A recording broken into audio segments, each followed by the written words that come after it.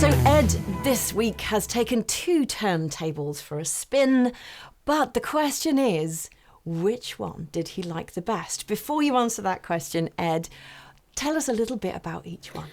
It's one of the more lasting rivalries in British audio. People have been choosing between Linn LP12s and Roksan Xerxes since the Xerxes arrived 13 years after the LP12 did. And there are still people up and down the UK making the decision between these two products. They look very similar. Internally, they're not. The Linn is suspended and has springs and uses certain design decisions which are, by the nature of it being 50 years old, a little bit older than the way that the Roksan does certain things. The Roksan does not have springs. It uses a different method of isolation. So you get these two turntables that, you know, from a less than involved perspective, they look incredibly similar, but they are very different in how they have been created, and they're very different in how they perform. You can take this as a cop-out to start with, but, you know, take it as it is. I could quite happily live with either of these turntables. They are both sublime, and it's worth pointing out that, and the way we tested them, the Roksan has no more updates available for it at the time of this being recorded. This is as high a spec as it goes. The Linn actually has a complete tier of extra components. You could take it considerably further if you wanted to.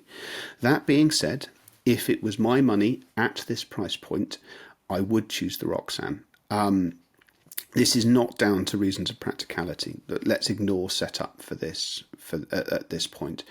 There is an intangible quality to how Xerxes has performed since 1985, which just appeals to me. They are able to get out of the way of the recording and yet produce a sort of effortlessness that, as I've noted in the Xerxes video that we've recorded, it's maddeningly hard to describe in writing, but to sit down and listen to it, it makes perfect sense. I found myself spending more time just randomly going, oh, I wonder what that sounds like on it, or so on and so forth. It simply pulls you in and it invites you to keep listening. I also really, really admire the method by which Roksan has built the power supply and the phono stage together in a single chassis. It's a really, really sort of sensible way of making something quite complicated. And the end result is a device which is utterly painless to live with. It's compact, attractive, it's well made. Although I will say, in defence, it is possibly not as well made as the Linn. The Linn is really beautifully bolted together. The Roksan is merely good.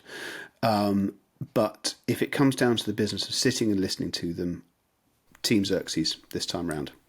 So there you have it. Ed's taste, of course, may be different to yours, but even if neither of these turntables tick the boxes for you, or if the budget simply doesn't stretch, then there are more reviews on the Sound Advice website with loads of turntables for you to choose from, starting at £499.